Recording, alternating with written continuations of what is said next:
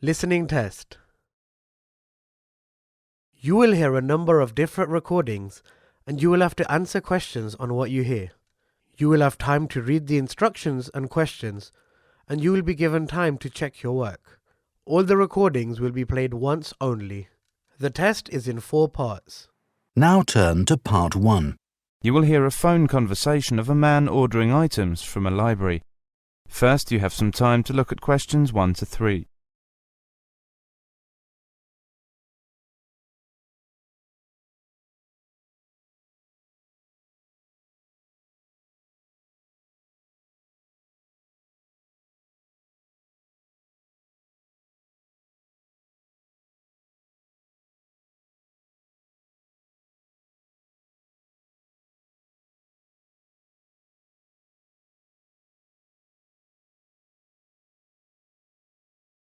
Now listen carefully and answer questions 1 to 3. Good morning, City Central Library. May I help you? Yes, I want to order some books and copies of articles, please. You can send them to me through the post or courier, can't you? Yes, certainly. I'll just get the form and take down some details. First, your name, please, sir. Lester Mackey. That's M-A-C-K-I-E. Mackey, Lester. And your membership number? That's M9301274. M930... 1274. Thank you. Now your address, please. That's the address you want us to send the items to. It's 17 Westmead Road, Annandale. And could I have your phone number and your fax number, please? Yes, the fax number is 863 5923. 863 5923. That's correct. The daytime phone number is 02579 6363, and after 5 p.m. it's 579 1857. Before you hear the rest of the conversation, you have some time to look at questions 4 to 6.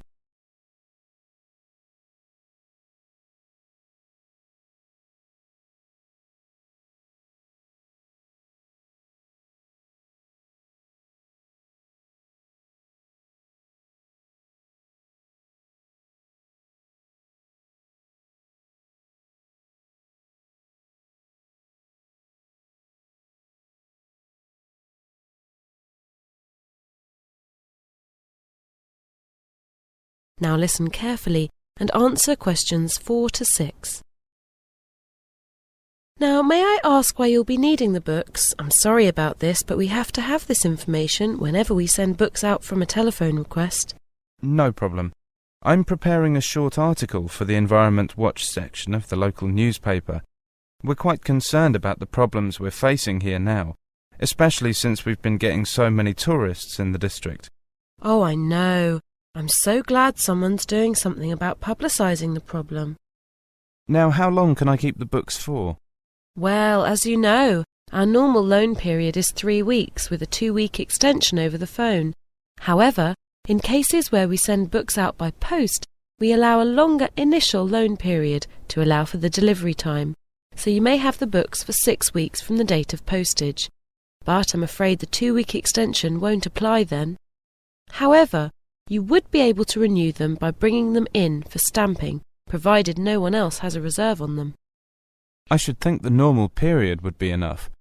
Now, how do you prefer the postage and photocopy fees to be paid? We accept both cash and credit card, but it will be such a small sum it might be more convenient to send us a money order. Would it be all right if I left it until I come in next time and just pay cash then? Of course, there's no problem with that at all. Before you hear the rest of the conversation, you have some time to look at questions 7 to 10.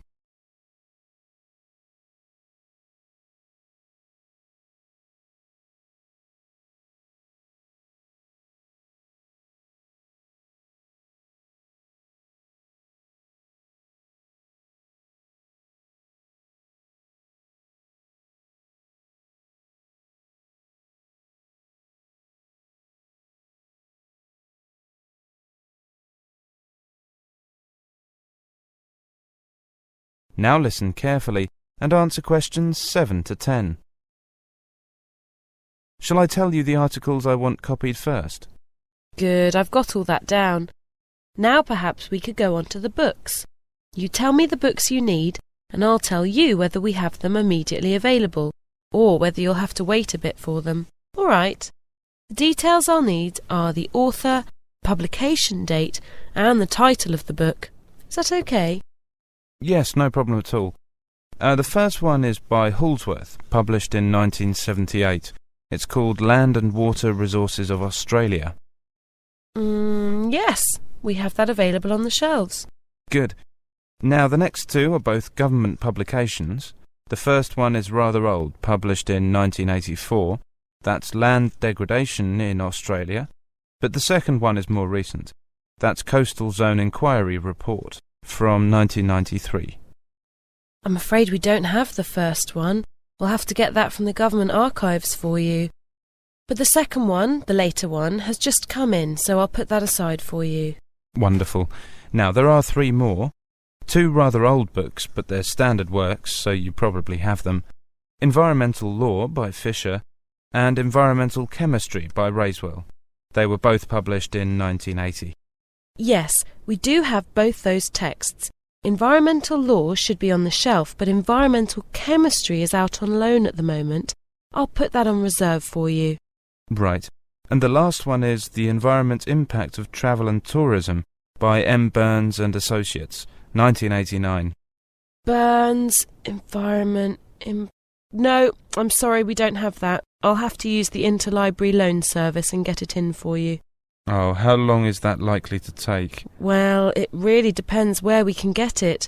If it's available locally, it shouldn't take more than a few days. But if we have to send overseas for it, it could be rather a while. We'll do our best to hurry it up. That is the end of section 1. You now have half a minute to check your answers.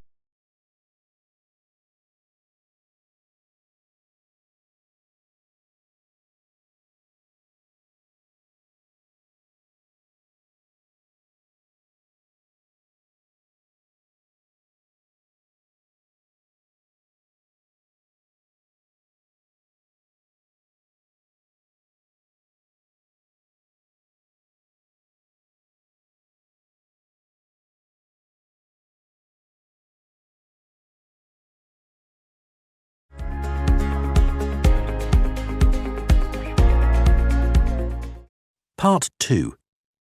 You will hear a lecture about the changes of the labour market.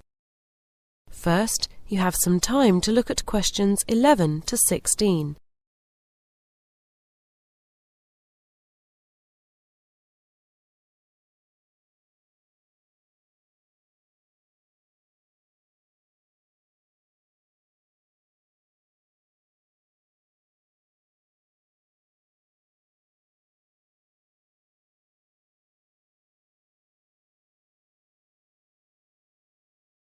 Now listen carefully and answer questions 11 to 16.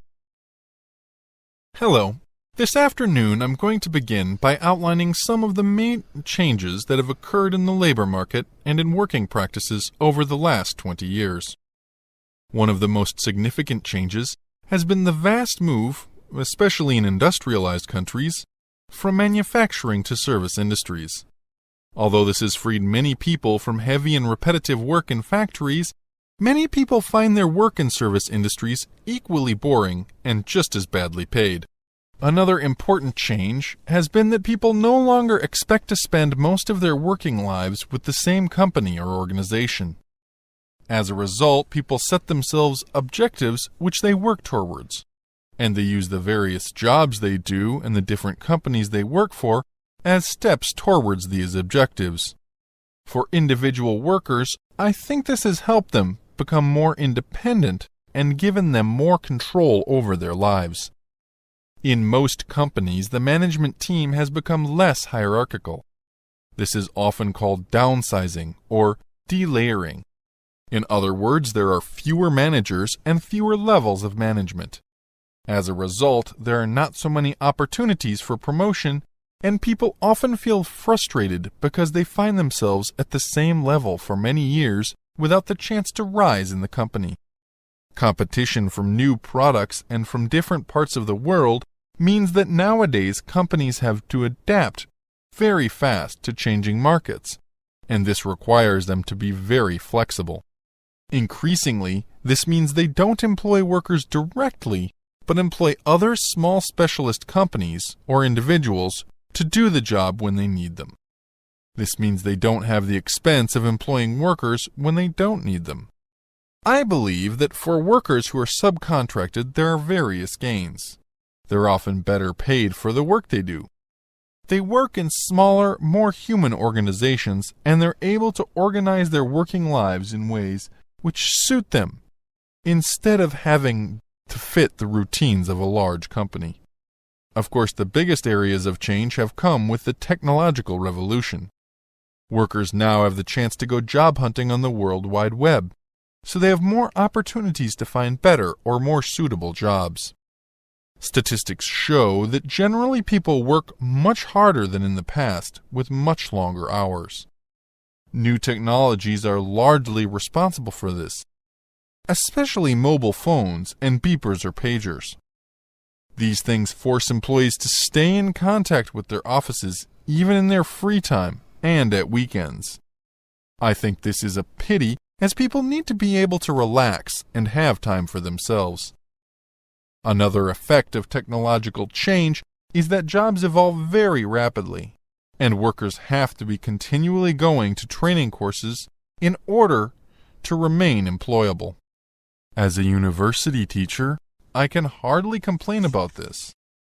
But it can place enormous strain on workers if they're obliged to retrain for jobs well into their late 50s when they're getting close to retirement. So I'm not sure if it's a good thing or a bad thing. Before you hear the rest of the lecture, you have some time to look at questions 17 to 20.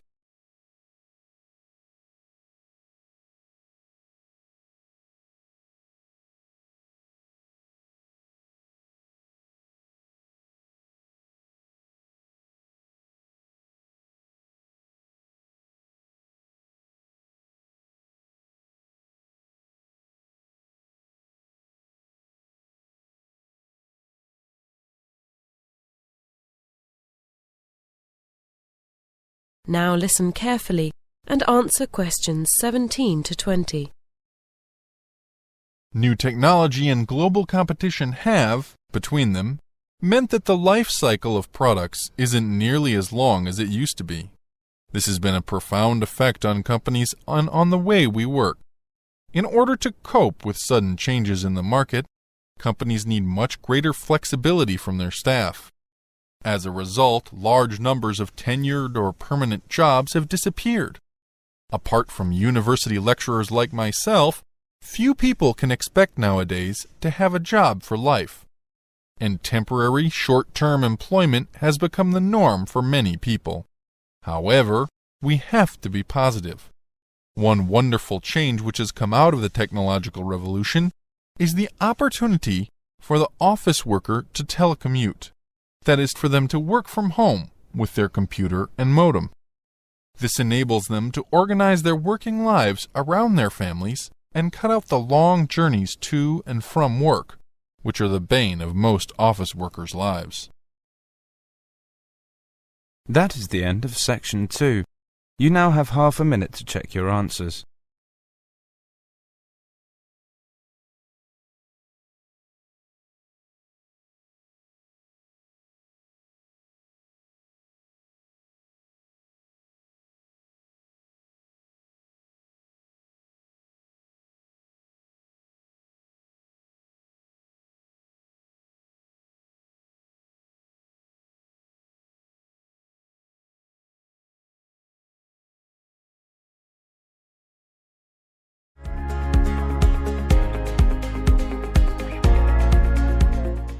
Part 3.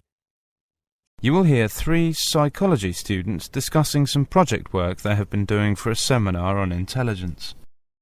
First, you have some time to look at questions 21 to 27.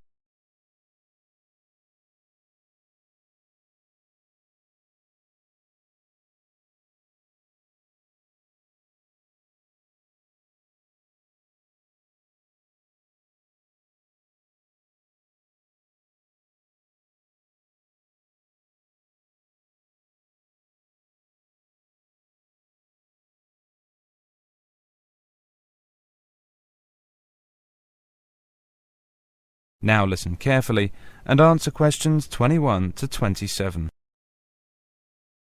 Hi Martin, hi Maria. How are you getting on with your project? You've got to give the seminar on Friday, haven't you? Hi Farouk, we're getting on fine. It's just so interesting. Do you want to hear about it? Well, I've got 10 minutes before my next lecture, so why not? Let's hear it. Great. And it'll help us sort out who said what, won't it, Martin?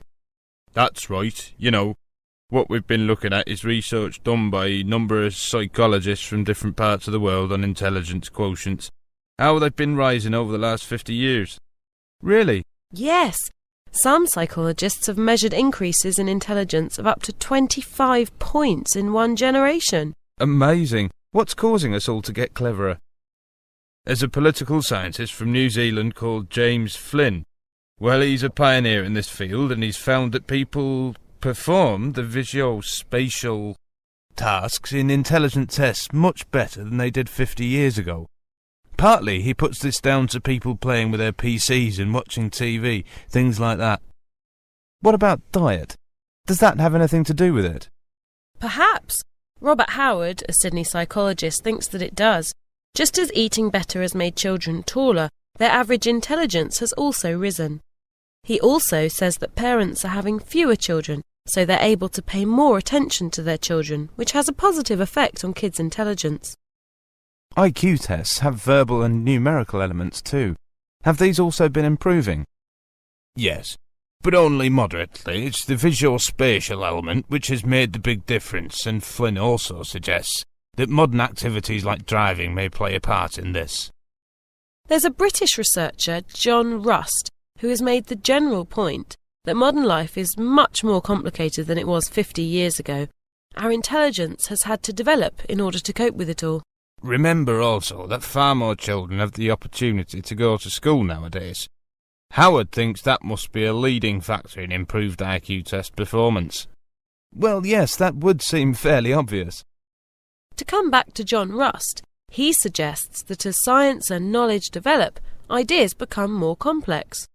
Well, the people who produce these ideas, the Einsteins and Hawkings, are obviously highly intelligent people, but, he says, ordinary people's intelligence has also had to develop to cope with these new theories. Before you hear the rest of the discussion, you have some time to look at questions 28 to 30.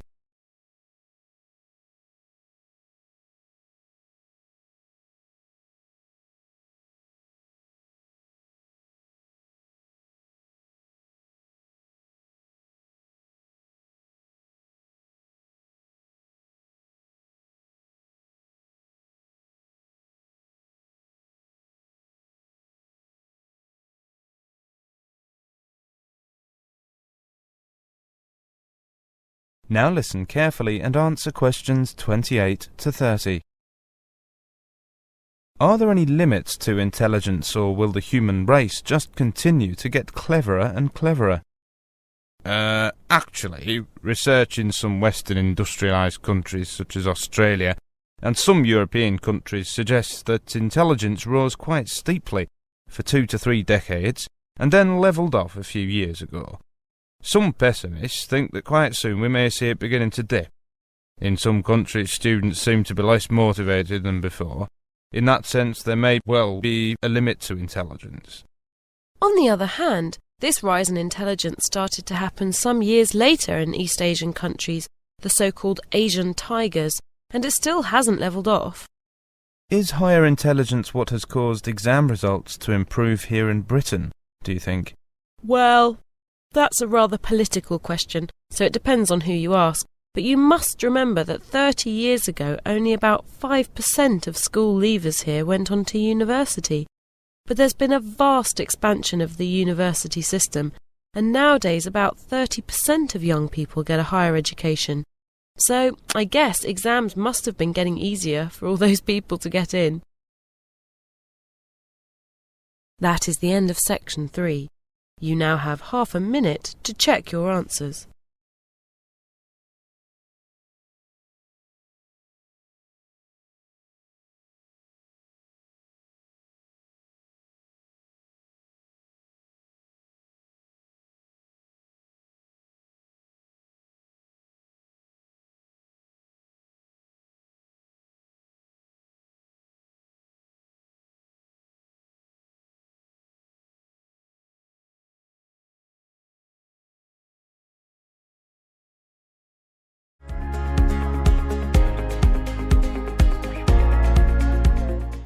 Part 4. You will hear a woman giving a lecture to a group of business students on subject of motivation at work. First, you have some time to look at questions 31 to 32.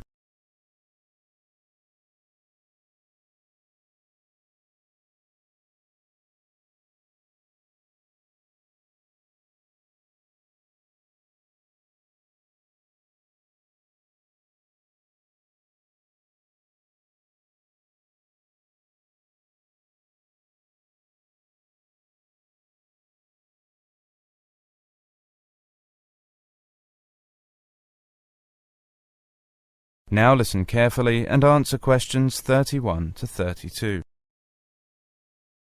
My lecture today is on motivation at work. If managers are to improve the running of their organisation, it's important for them to understand what motivates the workforce, to know how to satisfy both the high flyers and those who have lower ambitions or ability. First of all, let's look at the model of how motivation works. You will see that every member of the workforce has needs or expectations, and these needs and expectations will affect each person's behaviour. For example, they will work harder if they know that they will be rewarded. That is, if they can achieve their goals of higher pay or promotion. The achievement of these goals will, in turn, lead to job satisfaction. This then feeds back into the worker's needs or expectations. Before you hear the rest of the lecture, you have some time to look at questions 33 to 35.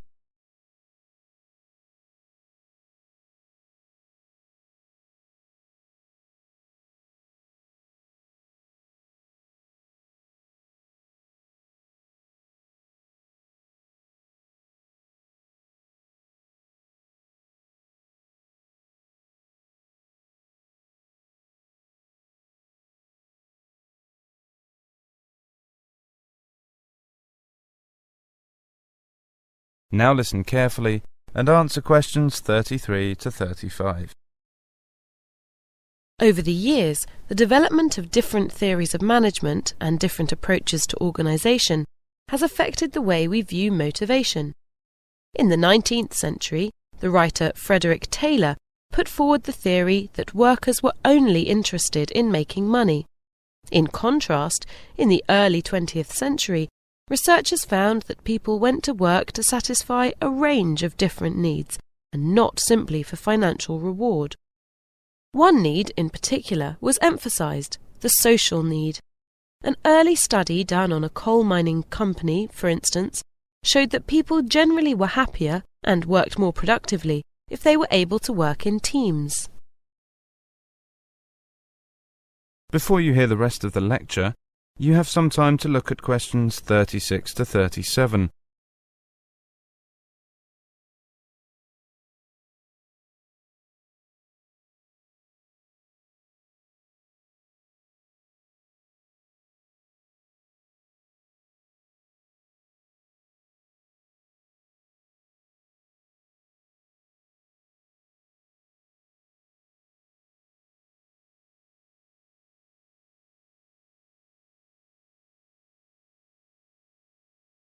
Now listen carefully and answer questions 36 to 37. One important 20th century theory of motivation was that put forward by Maslow in 1943. Maslow identified 5 important needs which he placed in a triangle. At the bottom of the triangle he put what he called basic needs, good pay and pleasant working conditions.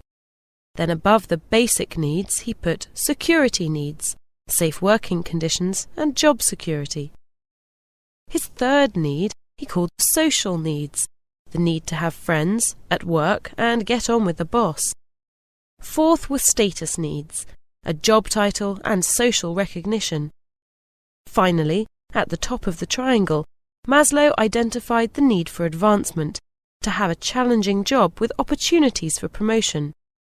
His theory isn't perfect, but it's a convenient framework for viewing the different needs and expectations of work that people have, and what's more, I believe it's still valid today.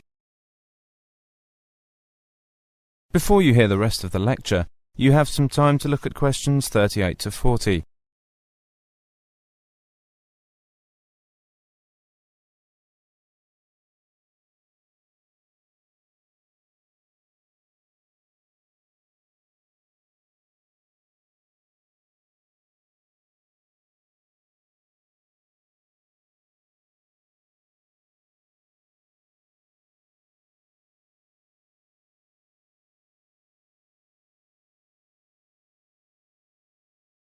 Now listen carefully and answer questions 38 to 40. During an early 21st century survey of full-time employees, when asked what gave them job satisfaction, 72% said having an inspirational leader. 55% of those questioned found satisfaction in the challenging nature of their work, 50% by being paid well, and 40% said flexible working hours. Consequently, we can see that this indicates that today an employee's opinion of the quality of the leadership in their workplace is an important factor influencing belief in the company as a good place to work. Motivation varies over a person's working life and also according to where they live. Studies show that people have different goals in different countries. For example, a good lifestyle would appear to be more important in Spain than it is in Sweden. Financial security is more important in the US than in the UK. Social contact at work is important to workers in both Germany and Australia, but not of top importance in Britain and Italy. As to high status, this is more important in the USA than to Europeans. These results indicate clear differences between countries, but I don't think they should be taken too seriously. There have been many theories which have attempted to explain the nature of motivation. These theories are partially true, and by and large, all help to explain the behaviour of certain people at certain times. However, none really provides all the answers. The best a company can do is to provide people with the right environment to be self-motivated. If they are self-motivated, they will perform well. That is the end of section 4. You now have half a minute to check your answers.